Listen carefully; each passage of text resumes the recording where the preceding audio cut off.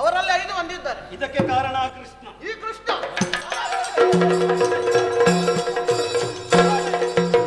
ಅಣ್ಣ ನೀನೇ ನುಡಿಬರೆ, ಅಣ್ಣ ನೀನೇ ನುಡಿಬರೆ, ಪಂಚವನ್ನು ಮಾಡಲು ಸುರರು ಜರೆಯೇ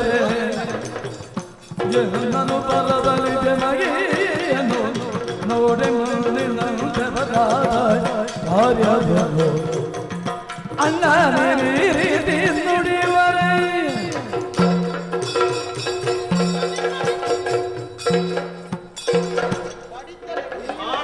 ಅವರಿಗೆ ಮಾತನಾಡುವುದಕ್ಕೆ ಅವಕಾಶ ಕೊಡಬಾರದು.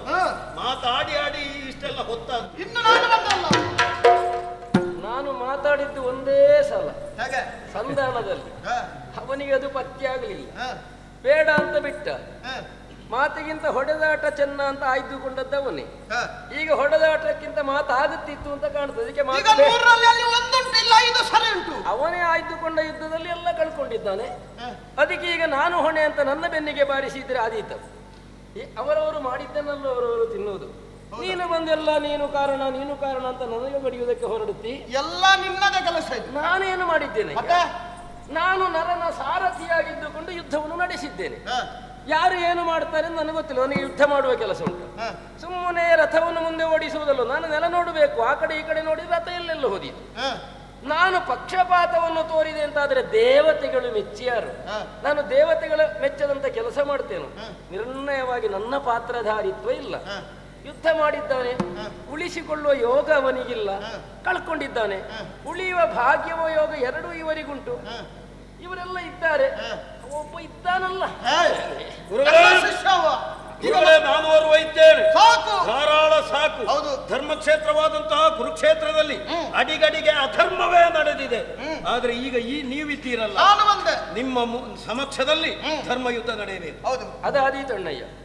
ನಾವು ಮಾಡಿದ್ದು ಸರಿ ಇಲ್ಲ ಅಂತಂದ್ರೆ ನಿನ್ನ ಕಣ್ಣ ಮುಂದೆ ಸರಿಯಾಗಬೇಕು. ಇನ್ನು ನಾನು ಬಂದೆ, ಇನ್ನು ಸರಿಯಾಗುತ್ತದೆ. ಕೊನೆಗಾದ್ರೂ ಒಂದು ಧರ್ಮ ಸ್ಥಾಪನೆ ನಿನ್ನ ಕಣ್ಣ ಮುಂದೆ ಆಗಲಿ. ನಾನು ನೋಟಕನಾಗುತ್ತೇನೆ. ಸರಿ. ಈಗ ಯುದ್ಧ ಈ ಶಿಷ್ಯಂದಿರು ನಿನ್ನ ಅವರೆಲ್ಲ ಇಬ್ರು ಅವರಿಗೆ ಪಾಠ ಸರಿ ಉಂಟಲ್ಲ? ಎಲ್ಲ ಸರಿ ಉಂಟು. ಒಮ್ಮೆ ಹೇಳಿಬಿಡಿ. ಹೇಳಿದ್ದು ನಾನು. ಏ ಕೃಷ್ಣ, ಓ ಇಬ್ಬರಿಗೆ ಹೇಳುದು ನಾನು.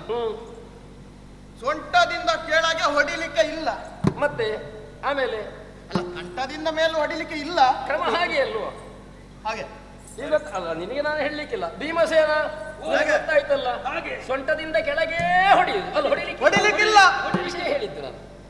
ಕಂಠದಿಂದ ಮೇಲೆ ಹೊಡೆಯಕೂಡದು. ಹೊಡೆಯಕೂಡದು. ಕಂಠದ ಮೇಲೆ ಹೊಡೆಯಕೂಡದು. ಅಯ್ಯ, ನೀನು ಇಲ್ಲಿ ನೋಟಕನಾಗು, ನಾನು ಅಲ್ಲಿ ನೋಟಕನಾಗ್ತೇನೆ. ಸರಿ. ಅವರವರು ಯುದ್ಧ ಮಾಡಿ ಆದೀತು. ಆದೀತಲ್ಲ? ಸರಿ.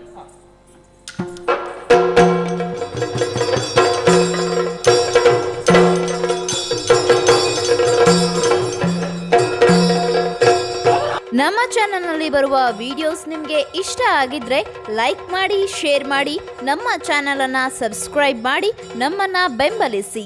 ಯಕ್ಷಗಾನ ಗೆಲ್ಗೆ.